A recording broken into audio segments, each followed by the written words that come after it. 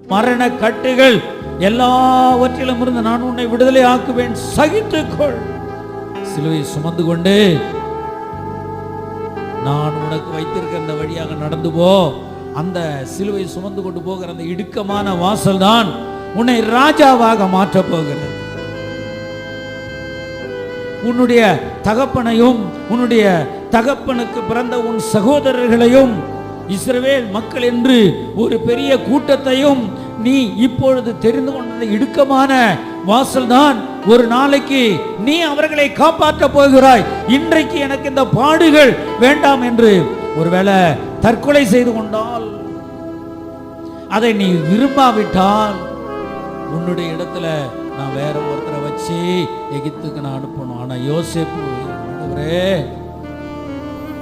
உம்முடைய சித்தத்தின்படி என்னை நடத்த மாட்டேன்.